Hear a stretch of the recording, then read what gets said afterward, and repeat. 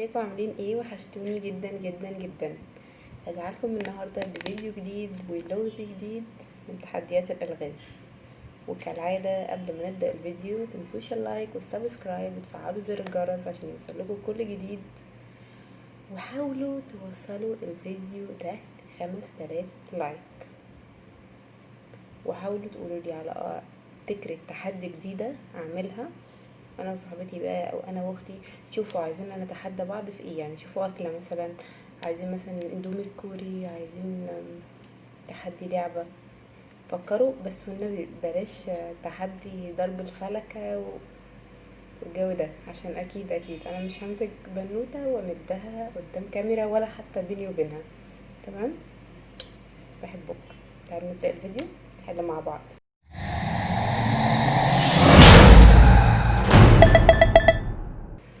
وكالعادة طبعا قولولي انتوا حليتوا كام سؤال وانا حليت كام سؤال. لنبدأ الآن. مجهزة الحاجة الساقعة بتاعتي. تعالوا بقى نحل. ده مكون من 4 حروف، واخر حرف هو حرف الضاد. ابيض. دي مش محتاجة تفكير اصلا. وجايبه ورقة وقلم، انا هسجل بقى عشان حاسة انتوا بتخموا. انا حليت واحد. وطبعا انتوا عارفين لما بحل اول سؤال يبقى اكيد الاسئلة الجاية كلها مش هعرف احلها. يس. ما بتفائلش بالحاجة لما بتبتدي سهلة.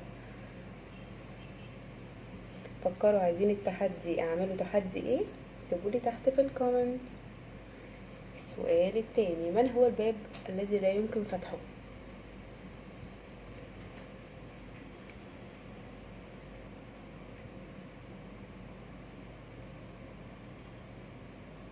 الباب الذي لا يمكن فتحه. متهيألي هو الباب المفتوح، يعني عشان اوريدي مفتوح فما ينفعش يتفتح تاني. متهيألي جماعة ابو دي قال.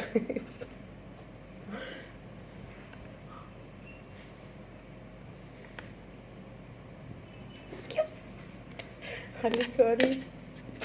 يا سلام، انا هايلة.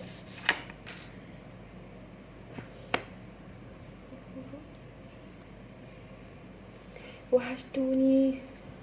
السؤال الثالث، من هو نعم، من هو الحيوان الذي لا يلد ولا يبيض؟ كل الحيوانات يا بتولد يا بتبيض، ده اللي انا اعرفه. امال هو يا جماعه بيتكاثر ازاي وبينتشر؟ مش المفروض يبقى يا اما بيلد يا اما بيبيض؟ المفروض ان انا ابطل صح. عصفوره. طب بذمتكم دي مش اجابه غبيه؟ ذكر الحيوان. طب ما كل الرجاله كل حاجه ذكر في الدنيا لا بتلد ولا بتبيض. اهي دي اجابه. طب عادي، انا خسرت سؤال مش مهم.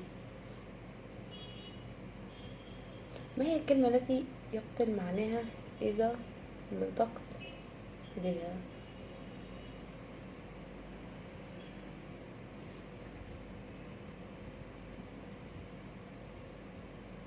تفتكروا ايه؟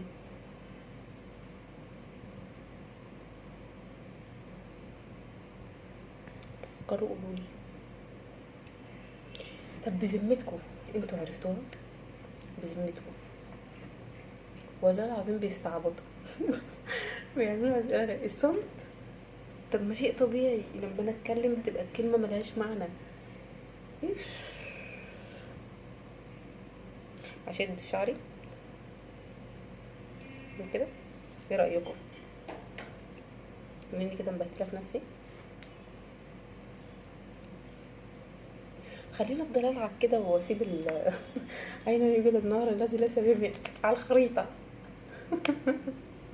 السؤال ده سهل، كنت شايفاه مش عارفه كان في مسلسل او في فيلم مش فاكره، او لا كان في سيت كوم بس مش فاكره كان سيت كوم ايه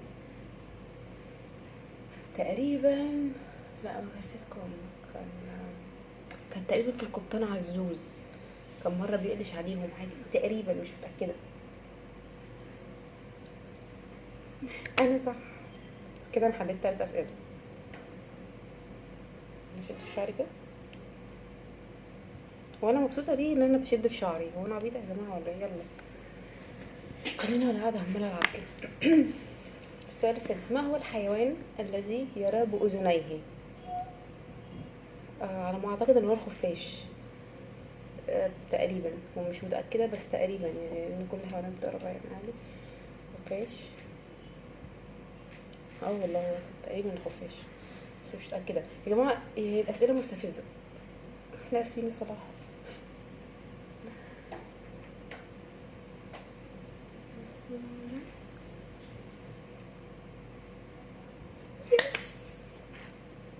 انا صح، حليت 4 اسئله. يا ترى بقى انا غلطت في كام سؤال بامانه؟ السؤال السابع. يعني انا سقطت 3 بس يعني تقريبا. السؤال السابع: من هو الذي تراه ولا يراك؟ مش عارفه، الظل مثلا؟ لا. الظل يعني بيتهيألي اللي هو ظل البني ادم، الخيال، ولا ايه؟ انا حاسه ان هي اجابه غبيه مني، بس ده تمام. ما تنسوش دوسوا لايك سبسكرايب وفعلوا زر الجرس عشان يوصلكوا كل جديد. احبكم. ايه؟ مين؟ ليه؟ الأعمى.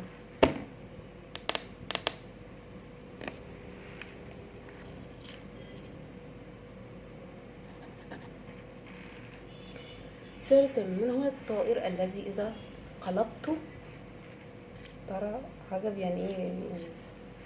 لما احط دماغه تحت يعني ورجليه فوق، ولا يقصدوا ايه؟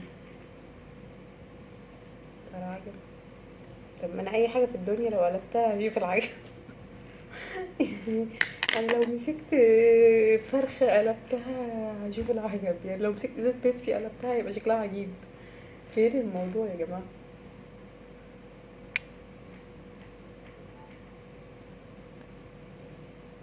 بجعه. هو مبدئيا انا مش عارفه شكل البجعه ايه اصلا، فيعني بس اكيد عادي طائر. ما علينا. السؤال التاسع: ما هو الشيء الذي قلبه يأكل جسمه؟ الشمعة، مش محتاجة تفكير. لما بتكون متولعة قلبها النار بتاكل جسمها من بره. أنا صح. كده أنا حليت 5 أسئلة.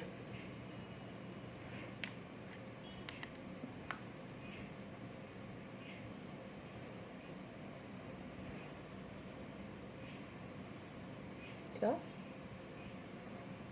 والله يا جماعة هي مش محتاجة تفكير. يس. الشمعة المشتعلة. ما أنا قلت أكيد النار يعني. أنا عبقرية. بس يا جماعة ما تنكروش إن أنا برضو نسبة تفكيري زادت شوية. مش عايزة أقول ذكية عشان أنا أصلا ذكية. ما هو الشيء الذي ليس بإنسان ولا بحيوان ولا بجماد؟ ده السؤال العاشر.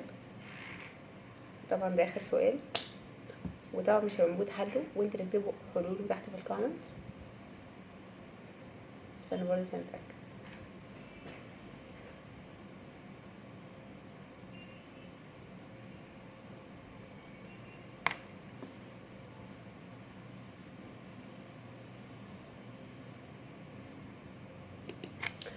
وبكده يبقى خلصنا حلقة النهاردة. متنسوش تكتبولي ايه إجابة ما هو الشيء الذي ليس بإنسان ولا بحيوان ولا بجماد. تفتكروا هيبقى ايه؟ يعني بصوا، انا على ما اعتقد ان هي الميه، ان هي مش انسان ومش حيوان ومش جماد. بتهيألي اللي هي الميه. بس اكتبوا لي تحت في الكومنت عرفتوها ولا ما عرفتوهاش، وايه اجابه السؤال. واللي يعرفها يسيب لي الاجابه تحت، وتكتبوا لي حليتوا كام سؤال وانا حليت كام سؤال. وما تنسوش قبل ما نقفل حلقتنا تدوسوا لايك وسبسكرايب وتفعلوا زر الجرس عشان يوصلكم كل جديد. وحاولوا توصلوا الفيديو ده ل5000 لايك.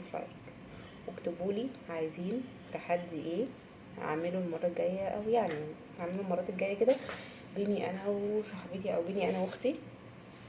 بلاش التحديات يا جماعه اللي فيها شويه اهانه للبنت، يعني عشان بنات. تمام. واكتبوا لي تحت العقبات اللي انتوا عايزينها، ويا ريت تبقى عقبات اكل وشرب وحاجات كده برضو مش ضرب. واستنوني في فيديو جديد وحلقة جديدة من حلقات الألغاز. بحبكم. باي.